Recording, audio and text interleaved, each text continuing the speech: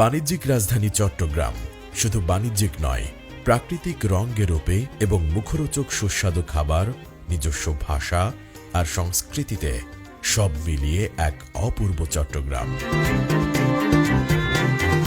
যে মানুষগুলো তার জীবনের লক্ষ্য, উদ্দেশ্য এবং তার গন্তব্যস্থান কোথায় তা জানে এবং লক্ষ্য অর্জনের জন্য কঠিন সাধনা করে, সেই মানুষগুলোকে কোনোভাবেই বাধা দিয়ে আটকে রাখা যায় না।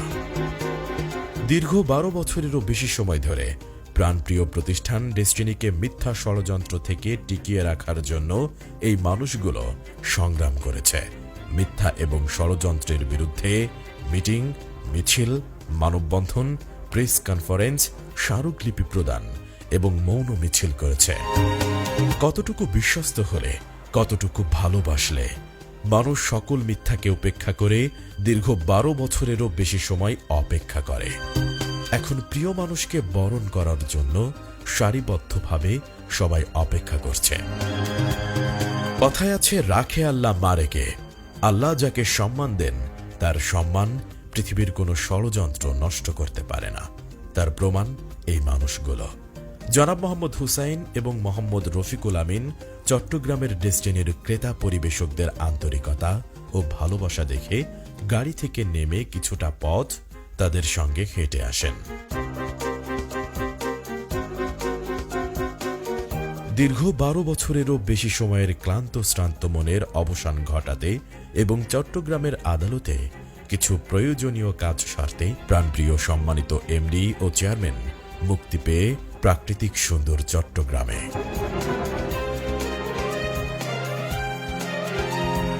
বাংলাদেশে বেকারত্ব দূরীকরণ এবং দেশের মানুষের কর্মসংস্থান তৈরি করে অর্থনৈতিক স্বাধীনতার লক্ষ্যে 2000 সাল থেকে 2012 সাল পর্যন্ত পণ্য বিপণন এবং বিনিয়োগ বান্ধবের মাধ্যমে 45 লক্ষ মানুষের কর্মসংস্থান, সাথে প্রায় 2 কোটি মানুষের মুখের রুটি রুজি এবং প্রায় 3500 কর্মচারীর কর্মসংস্থানের ব্যবস্থা করেন ডেস্টিনির এমডি ও চেয়ারম্যান।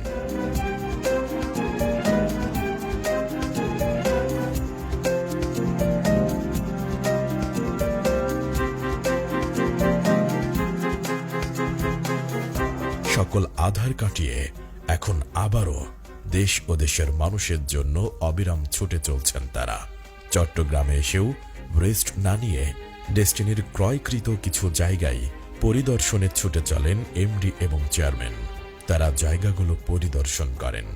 যারা এই সম্পদ দীর্ঘ 12 বছর পাহারা দিয়েছেন তাদের প্রতি কৃতজ্ঞতা প্রকাশ করেন মোহাম্মদ রফিকুল আমিন ও মোহাম্মদ হুসাইন।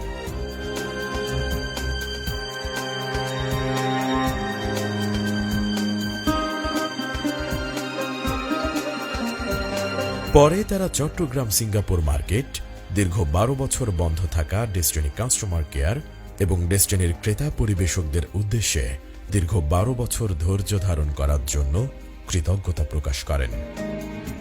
অবশেষে প্রথম দিনের কার্যক্রম শেষে গন্তব্যে ফিরে যান।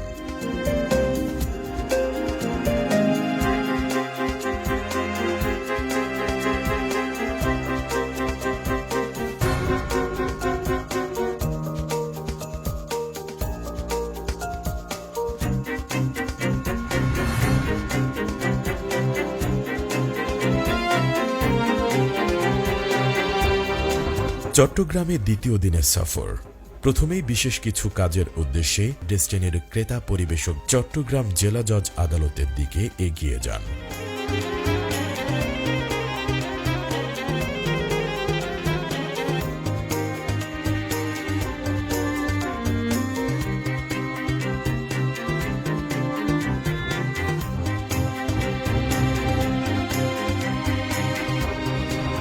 অথচ কিছু হলুদ মিডিয়া উদ্দেশ্যপ্রণোদিতভাবে দেশের অর্থনীতি ক্ষতিগ্রস্ত করতে ডেস্টিনির সম্মানিত এমডি ও চেয়ারম্যানের বিরুদ্ধে মিথ্যা, বানোয়াট, ভিত্তিহীন সংবাদ প্রকাশ করে সামাজিক, পারিবারিক, রাষ্ট্রীয়ভাবে অসম্মান করেছিল।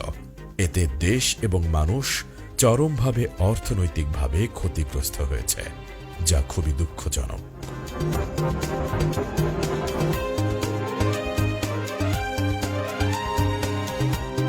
দীর্ঘ 12 বছরেরও বেশি সময় ধরে প্রাণপ্রিয় প্রতিষ্ঠান ডেস্টিনিকে মিথ্যা ষড়যন্ত্র থেকে টিকিয়ে রাখার জন্য এই মানুষগুলো সংগ্রাম করেছে, শুধু নিজেদের কর্মসংস্থান ফিরে পেতে ও প্রতিষ্ঠানের এমডি ও চেয়ারম্যানের মুক্তির দাবিতে। আদালতের কাজ শেষ করে এমডি ও চেয়ারম্যান ডেস্টিনির ক্রেতা পরিবেশকদের আয়োজনে একটি কনফারেন্সে অংশগ্রহণ করেন এবং সেখানে তারা কিছু গুরুত্বপূর্ণ আলোচনা করেন। আমার জীবনে দুই রকমের লোক শত্রু আমার আজকে বললাম। একটা হচ্ছে যে অন্যের টাকা মেরে দেয়, দ্বিতীয় হচ্ছে যে লোকটা অনর্গল মিথ্যা কথা।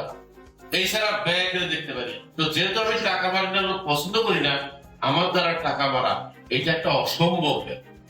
এতটা ইউনাইটেড আপনারা এটা প্রমাণ করছেন, আজকে প্রমাণ করেন। যাই হোক, আমি দোয়া করি আপনারা, আমরা যে প্রস্তাবটা নিয়ে আসছে এমডি সাহেব এবং আমরা পিছনে থেকে কাজ করবো।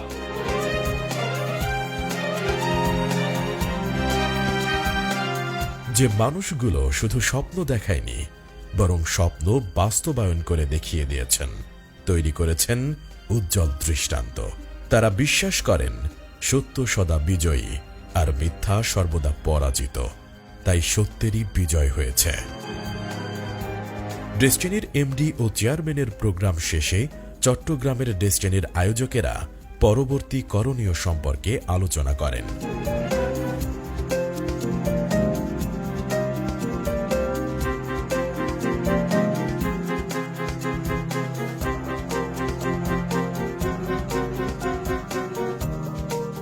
প্রোগ্রাম শেষে ডেস্টিনির ক্রেতা পরিবেশকরা সকলে মিলে দুপুরের চমৎকার পরিবেশ উপভোগ করেন।